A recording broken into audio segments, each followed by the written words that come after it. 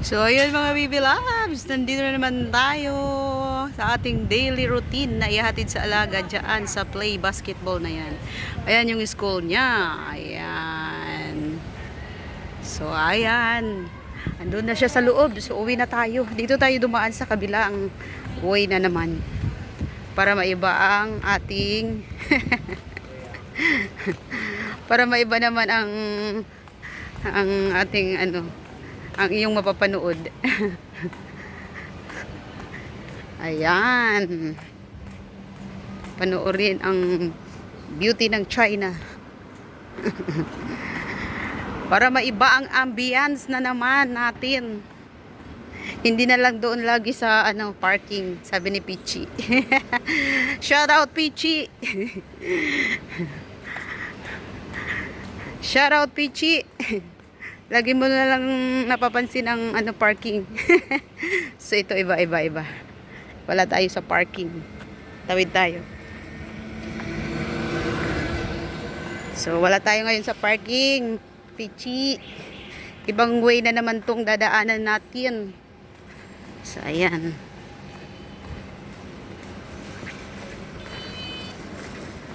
Ayan ang ating routine dito sa China habang tayo ay nandito. So, babalik na kami ni Alaga sa HK sa August 31 sa katapusan. Kasi may school na siya, may pasok na siya sa HK sa September 1. Ayan, hanggang na lang tayo dito. Hanggang August 31 lang.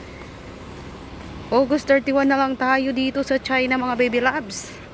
So pupunta na naman kami dito pag tapos na naman ang vacation, pag mga tawag nito Christmas vacation or Chinese New Year, ganun. Ayan. Ito naman ang school ng kanyang sister, ang youngest sister niya sa Rambury. Yan, nursery. Ayan nursery. So ayan, andito to siya ngayon sa nursery siya kasi 2 years old pa lang siya. Ayan yung kanyang card na red. Nandiyan sila sa loob ni Lola, si little sister ni Alaga. Si Lola ang in charge dyan. So ako in charge doon sa eldest, sa panganay. Ayan. So hindi masyadong heavy ang ating duty. Hindi heavy ang ating work. 1 by 1 lang. 1 by 1 lang kami ni Lola ng Alaga. Ayan. So enjoy lang. Enjoy lang. At the same time, meron tayong dollar at the middle of the month. Kasi middle of the month ako lagi nagpi-payroll. Ganun, may payroll. Ayan, mga baby loves. Ayan. Sabi kahapon ni sinong kausap ko? Kausap ko yung kayo. Habang naglalakad. Kinikwentuhan ko kayo para hindi kayo maboard. Sila Loves Bibing, Baby Loves Bibing. Shout out. Ayun, sabi mo sa akin kahapon. Sino kausap ko kasi lagi ako nagsasalita sa aking sa aking mga premiere. Syempre, para hindi kayo maboring. Instead na gagamit ako ng ng music, ng background music, ako na lang mamarites. At least natural. Diba? Natural ako.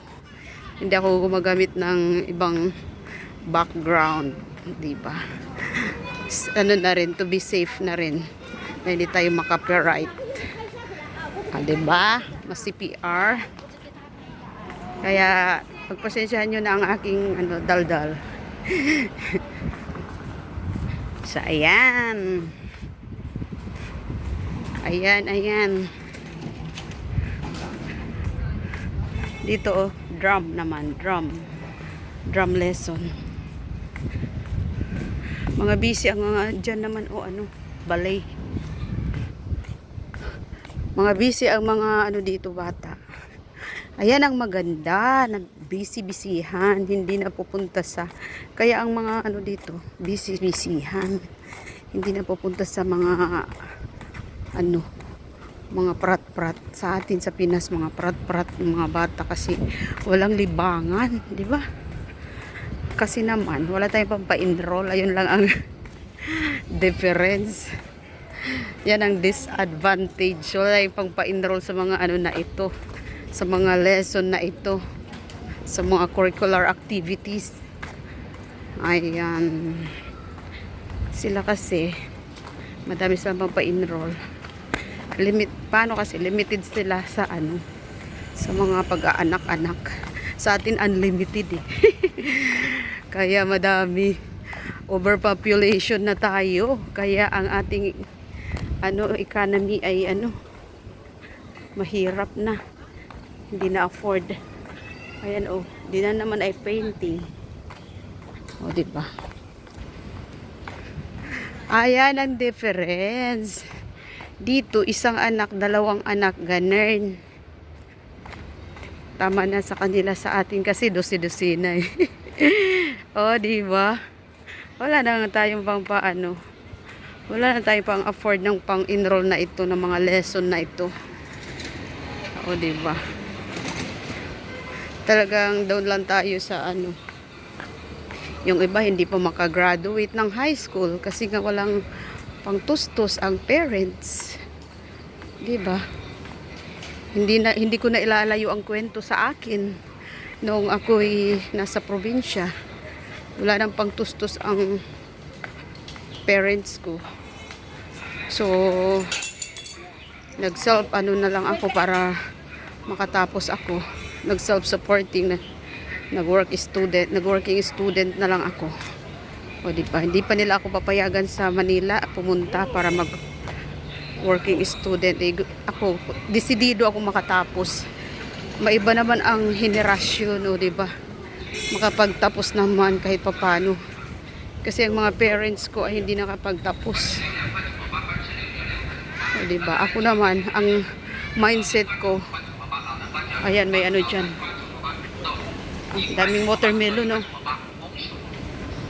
Ayan, tuloy natin ang ating kwento. Ang aking parents ay hindi nakapagtapos. So, ang mindset ko, para maiba naman ang henerasyon, gusto ko namang makatapos, maiba. Gumaan-gaan ang buhay, di ba? Sabi nga, education daw is the key to success. Pero hindi lang education, samahan ng sipag, ganun. Kung nakatapos ka din naman na hindi ka masipag, wala rin. So, kailangan combination yun. Pero, advantage ang may natinapos dahil may alam. Ganun.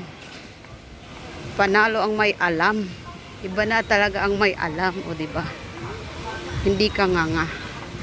Ganun, mga baby loves. Agay-agay, hindi na natin namamalayan.